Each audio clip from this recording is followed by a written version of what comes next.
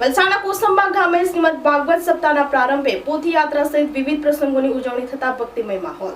કથાકાર જય જોશીને નાની વયે સ્વામી કથા સુધી પહોંચવું એ કૃષ્ણની કૃપા હોય તો શક્ય છે હોવાનું જણાવતા કથાકાર પૂજ્ય પ્રફુલભાઈ શુક્લ વલસાડના કોસંબા ગામે શ્રીમદ ભાગવત સપ્તાહનું સમસ્ત કોસંબા ગામ ભક્ત મંડળ દ્વારા આયોજન કરવામાં આવ્યું છે, જેમાં વક્તા જયભાઈ જોશીની સ્વામી ભાગવત કથાનો મંગલ મહોત્સવ કોસંબા ગામે ઉજવણી કરતા શ્રોતાઓમાં આનંદ વ્યાપી જવા પામ્યો છે।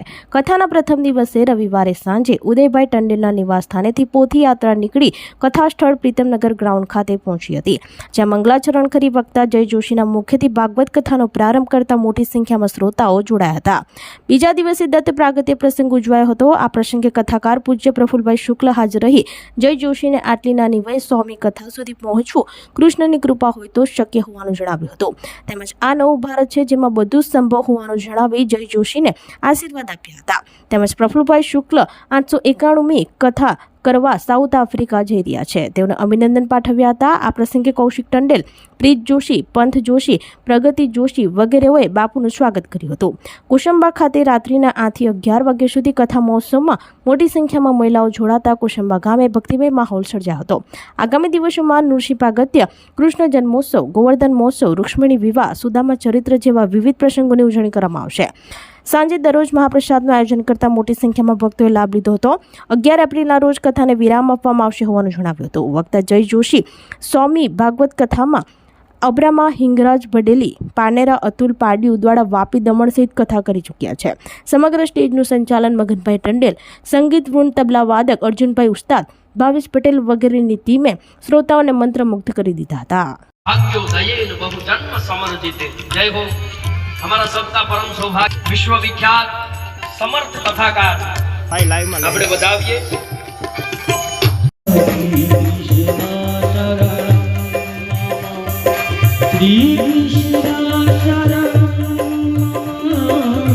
श्री कृष्ण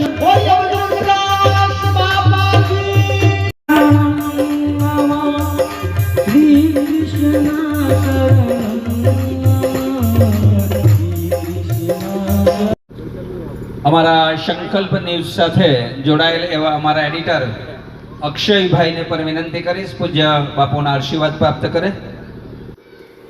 ફરીથી એકવાર ભગવાનભાઈ રતનજીભાઈ ટંડેલ, કલાવતીબેન ભગવાનભાઈ ટંડેલ, નરેન્દ્રભાઈ નાનુભાઈ ટંડેલ, રેખાબેન નરેન્દ્રભાઈ ટંડેલ, શશીબેન રમેશભાઈ ટંડેલ,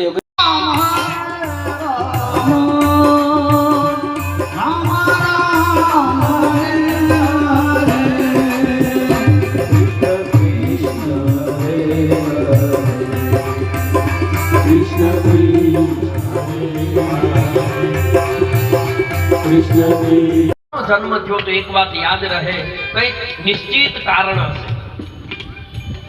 કઈક કામ સાથે લઈને ઈશ્વરે આપણને મોકલ્યા છે।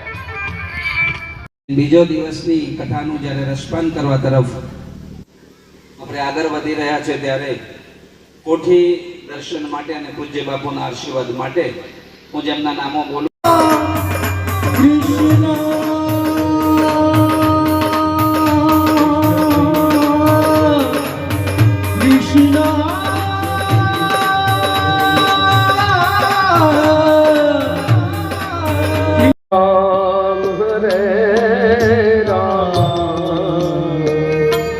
राम राम हरे हरे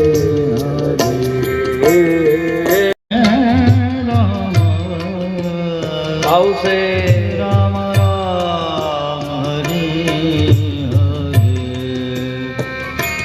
हरे हरे आद्य शक्ति अम्बे माता की जय। रामचंद्र भगवान ભાઈ છે પણ પૂજ્ય બાપુની બહોરી ટીમ છે। આ ગામ સિલેક્ટ એટલા માટે થયું છે કે સ્વામી કથા આપણને એટલા માટે મેં જે કામ સોંપીને મોકલ્યા છે બરોબર કરતા હશે। આશા હોય આપણે છોકરાને પૈસા આપીને એમ કહીએ કે બજારમાં જા ને આટલી આટલી ચીજ વસ્તુ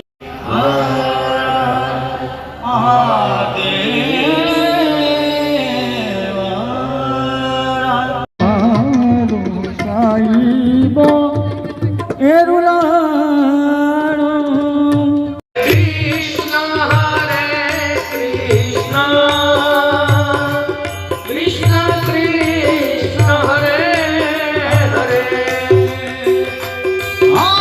આજે કોસંબાની અંદર અમારા યુવાન કથાકાર જયભાઈ જોશીની સ્વામી કથા પ્રસંગે આવવાનું થયું.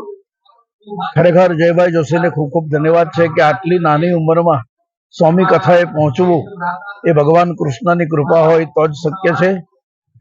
ये नया भारत है और नया भारत में सब कुछ संभव है.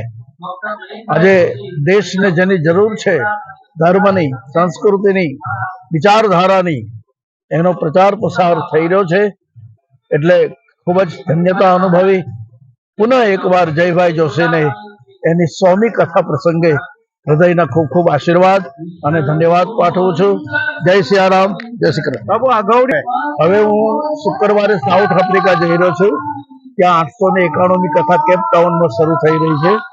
ત્યાં 15 દિવસ રહીને પછી આવીશ. પછી ભારતની અંદર પાછો કથાનો દોર. સૌ પ્રથમ તો સંકલ્પ ન્યૂઝના સૌ દર્શક મિત્રોને જય શ્રી કૃષ્ણ. આજે કોસંબા ગામ અને કોસંબા ગામની અંદર સ્વામી ભાગવત કથા, મારી કથા યાત્રાની સ્વામી કથાનો મંગલ મહોત્સવ જ્યારે સમસ્ત કોસંબા ગામના સૌ ભક્તો દ્વારા ઉજવાઈ રહ્યો છે. તો સૌ પ્રથમ તો આપ સૌને હું નિમંત્રણ પાઠવું. 5 એપ્રિલથી આરંભ થયેલી આ કથા આગામી 11 એપ્રિલ સુધી આ કથા ચાલશે. કથાનો સમય રાત્રે 8 થી 11 છે. આ સૌ ભક્તો દ્વારા દરરોજ સાંજે 6 થી 8 મહાપ્રસાદનું પણ આયોજન રાખ્યું છે. 6 થી 8 મહાપ્રસાદ હશે, 8 થી 11 કથા. ભાગવતજીની કથા યાત્રા એટલી દિવ્ય અને અદ્ભુત કોસંબાના તટ પ્રદેશમાં ચાલી રહી છે અને સૌ ભક્તો ખૂબ જ ઉત્સાહની સાથે આ કથાને ઉત્સાહભેર માણી રહ્યા છે. તો ભાગવત કથા અંતર્ગત ગઈકાલે એટલે કે 5 એપ્રિલે ખૂબ ભવ્ય પોથી યાત્રા એનો ઉત્સાહ ઉજવ્યો. આજનું સત્ર આરંભ થશે એટલે અહીંયા આજે દત્તાત્રેય પ્રાગટ્યની કથાનું દર્શન થશે. આવતીકાલે 3જા દિવસે ભક્તરાજ પ્રહલાદના ઉદ્ધાર માટે થઈને ભગવાન જે નૃસિંહ પ્રગટ થયા એ કથાનું દર્શન આવશે. અને 4થે દિવસે ભાગવતજીનો અમૂલ્ય અવસર એટલે સમગ્ર સૃષ્ટિનું કલ્યાણ માટે થઈને જે ભગવાને અવતાર ધારણ કર્યો એ કૃષ્ણ પરમાત્માના પ્રાગટ્યની કથા.